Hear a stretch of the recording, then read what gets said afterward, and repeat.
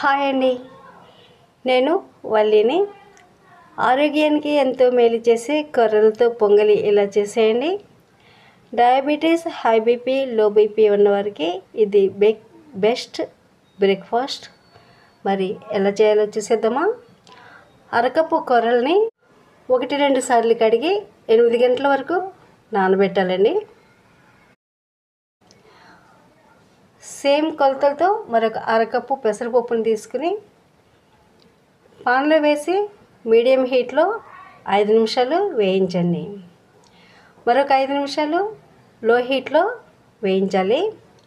Colour పూర్తిగా change అయ్యేంత వరకు, మంచి అరోమా వచ్చినంత వరకు పెసరపప్పుని ఫ్రై చేసిన తర్వాత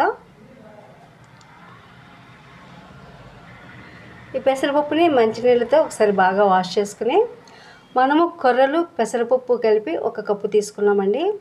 1:3 అన్నమాట. వాటర్ వేసుకుని కుక్కర్లో వేసి హై ఫ్లేమ్లో 2 విజిల్స్, లో ఫ్లేమ్లో 2 విజిల్స్ వచ్చినంత వరకు ఉడికించుకోండి. వారానికి ఒకసారైనా మిల్లెట్స్లో ఏదో ఒకదాన్ని తీసుకుని పొంగల్, పాయసం, పులిహార, దద్దోజనం, ఉప్మా ఇలా మీకు నచ్చినట్లుగా చేసుకున్నారంటే మీతో పాటుగా పిల్లలకు కూడా చాలా బాగా నచ్చింది. ఇప్పుడు డాక్టర్స్ కూడా మిల్లెట్స్నే ఎక్కువ ప్రిఫర్ చేస్తున్నారండి. తమ పేషెంట్స్కి మిల్లెట్స్ని గైడ్ చేస్తున్నారు.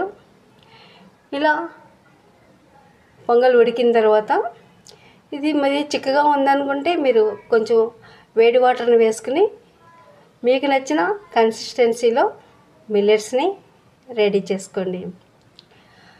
తగినంత ఉప్పు కూడా వేసి మరొకసారి బాగా కలపండి.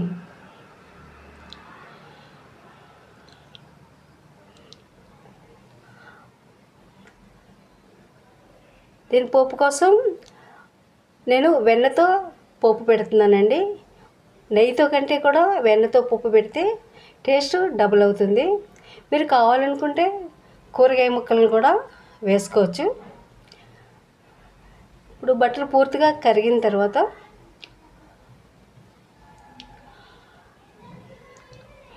మధ్యలో వెన్న కాబట్టి ఇది మధ్యలో కొంచెం గోదావరి లాంటి పార్ట్ వస్తుందండి. ఆ పార్ట్ కొంచెం బ్రౌన్ కలర్లో ఉంటుంది. అది అలా ఉంచేసినా కానీ టేస్ట్ చాలా బాగుంటుంది. చాలామందికి తెలుసు వెన్న కాసే వాళ్ళకి. ఇందులో గుప్పుడు జీడిపప్పులను వేసుకుని ఎర్రగా అయ్యేంత వరకు ఫ్రై చేయండి.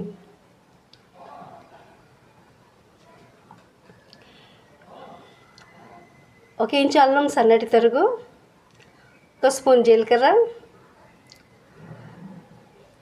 వేసి వేయించండి. సన్నగా కట్ చేసిన పచ్చిమిర్చి, 1 స్పూన్ మిరియాలు కలిపి బాగా వేయించండి. మిర్చి మీ టేస్ట్కి తగినంతగా వేసుకోండి. 2 ఎండుమిర్చి ముక్కలుగా చేసి ఎండుమిర్చిని కూడా బాగా వేయించండి. ఇప్పుడు కొత్తిమీర,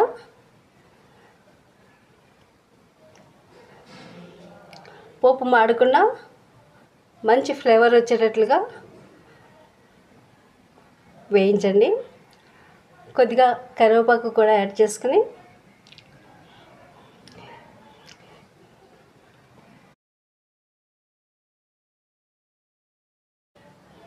ఇప్పుడు చిటికెడంతా ఇంగువను కూడా వేసుకుందాం. ఒకసారి ఇంగువ కలిసేలాగా బాగా కలపండి.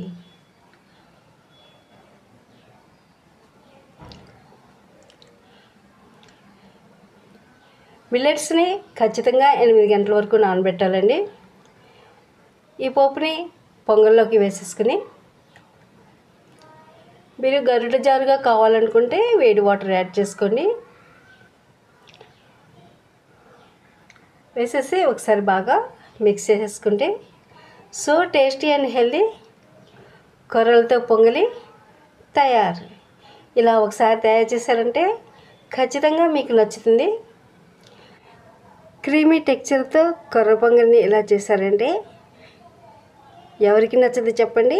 పిల్లలకైనా పెద్దలకైనా చాలా బాగా నచ్చేసే కొర్ర పొంగల్ తయారు. మరి మీరు తయారు చేసుకుని మీకు ఎలా కుదిరిందో కామెంట్ చేయండి. ఈ వీడియో నచ్చితే like, share and subscribe. Thank you.